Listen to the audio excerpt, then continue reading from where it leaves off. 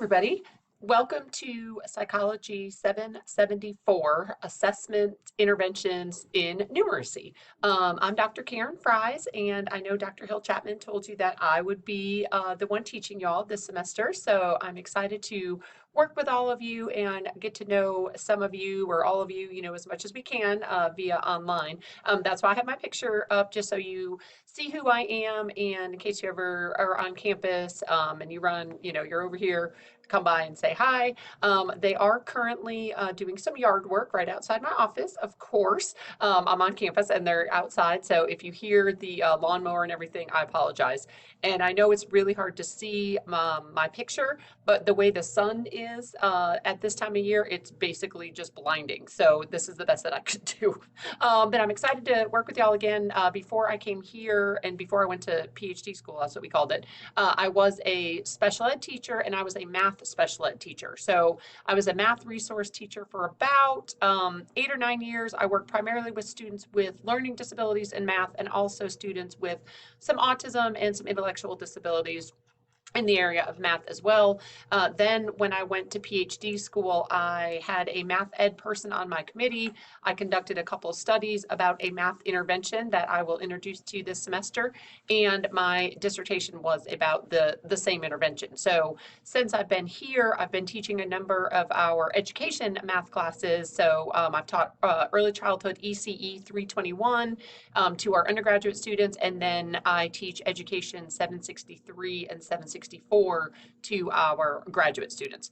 I'm also currently working with the math department on some other coursework. So that's why Dr. Hill Chapman asked me to kind of supervise and manage this course for y'all. So again, I'm excited. Just want to kind of walk you through Blackboard and what you can see now and what your first deadlines and assignments and everything are. So under content, okay, so this is where I want you to start. Here's the syllabus, okay, when the class opens. So here is the syllabus. I'm going to try to do this all in one part, and there's like a 15-minute time limit.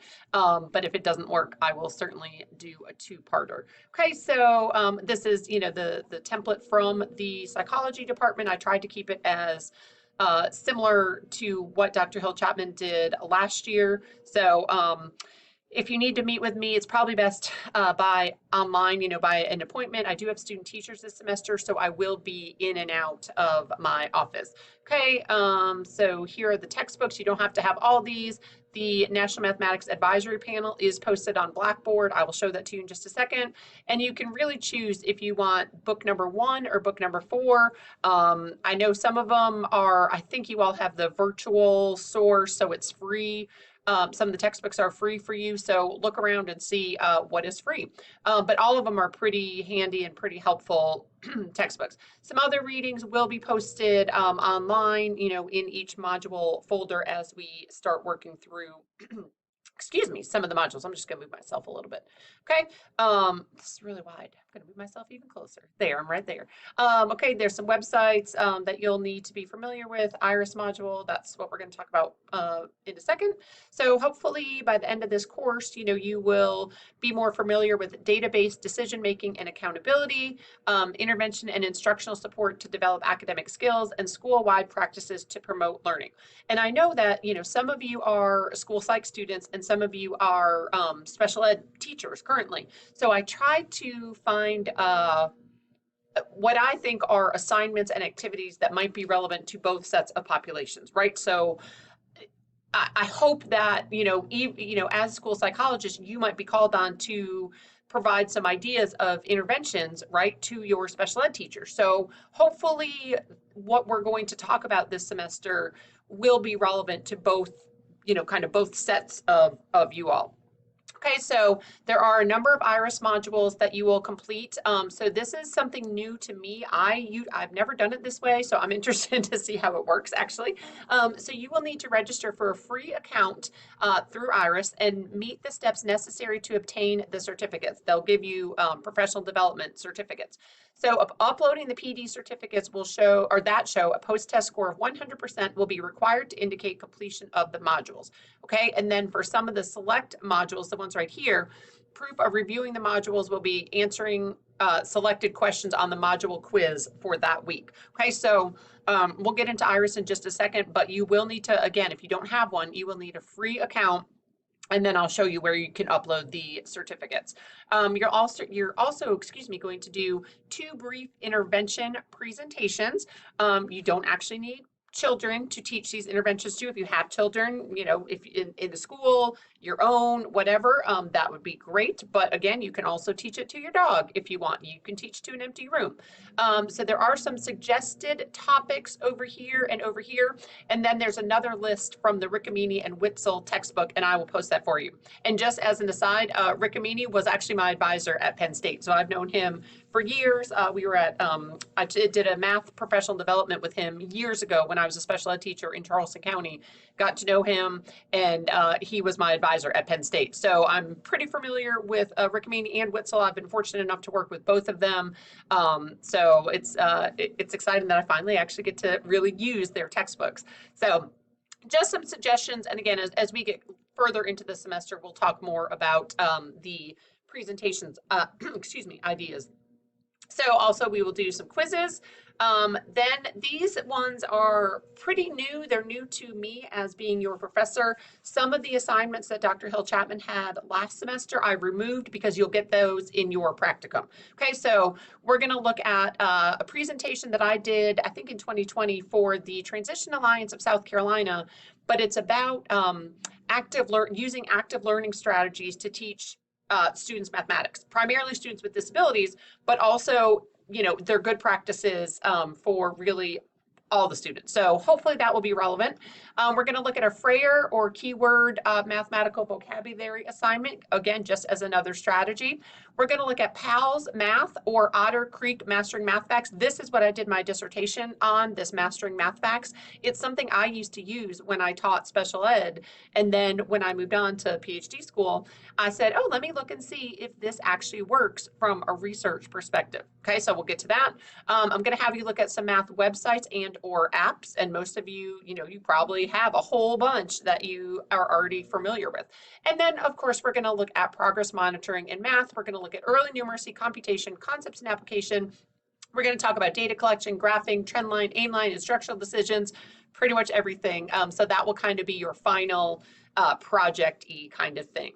Okay, so this is an intense class. There's a lot of work. There's a lot to squeeze into this semester or into one semester.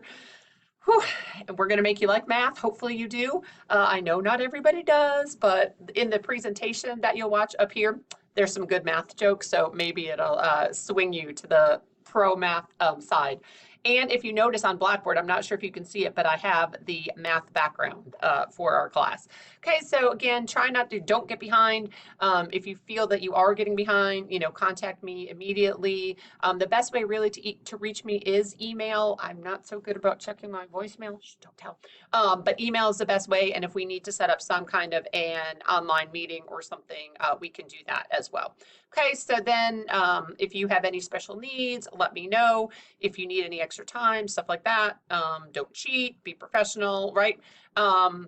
This course was taught face-to-face last semester or last spring. So this is the first time, I think, in a little while that is fully online. So I tried to make sure I removed everything that talked about being in class, but if I missed something, just know we are meeting online, right? If you need technical support, that's not from me. I don't have anything to do with Blackboard. I am not in charge of it. So that's where the help desk will come in handy if you need them, 843-661-1111. And they're available about 8 to 5, okay? So here's kind of the schedule. There's a lot of things due, and let me clarify. I have this down here at the bottom.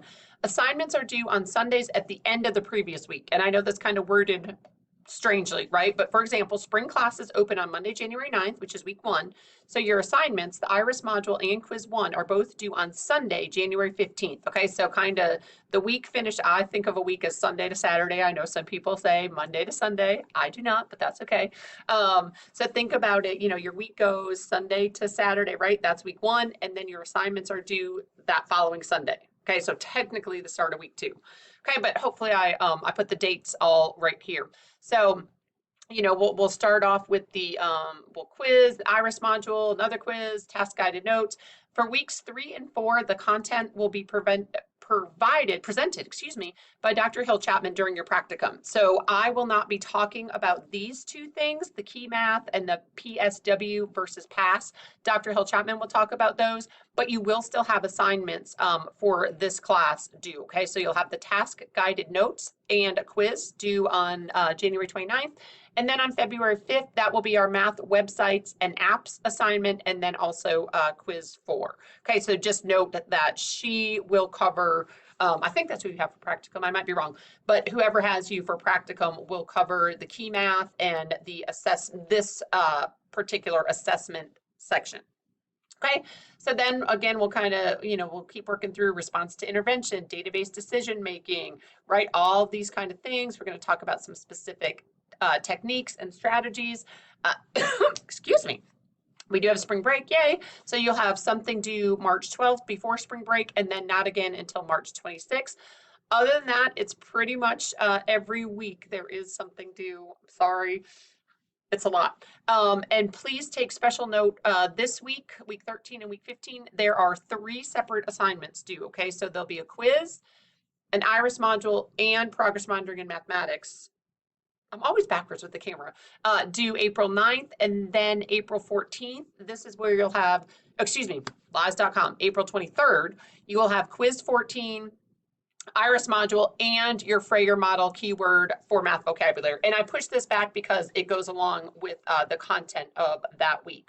Okay, so this is an acknowledgement that is in the discussion forum. So I will need you to acknowledge that you have read the syllabus, and I'll show you where to do that.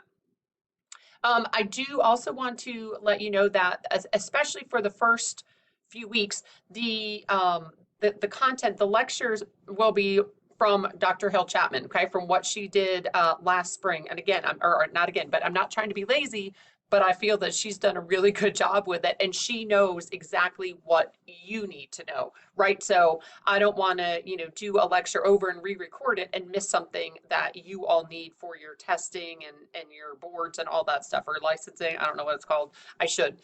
So some of the lectures will be her voice, okay? So here's a calendar of due dates. Story of my life. Sometimes you have to right click it, sometimes you don't. Oh, we might be okay. So there's a whole lot. We start with assignments due the 15th, then the 22nd, the 29th of January. Oh, yeah, you don't have to rotate. 5th, the 12th, the 19th. I don't know what this little circle is for. That doesn't mean anything. It doesn't mean there's anything like special due or anything. So don't worry about that, okay? But it tells you what is due when, your presentation, PALS or Otter Creek math or mastering math facts, nothing on the 19th again, kind of that final, the end of spring break. Intervention presentation number 2 quizzes, and then these again, I just wanted to make sure you saw that there were 3 separate assignments. Okay, so the calendar is posted for you right there. And then here's where module 1 starts. It does, you do navigate this way, which is how it was kind of set up. I am going to work on that for the next few modules because I don't love it this way personally, but that's just me. So I'll show you what you need to do. Where it says print the Common Core state standards, that's up to you. I think, this was really for when they were meeting face to face. So again, it's up to you. If you have access to easy printing, print. If not, I would say, they're available online, and I will show you where we can get those. And again, you're going to want to review the lecture. And this is from, as I said, Dr. Hill Chapman when she taught the course.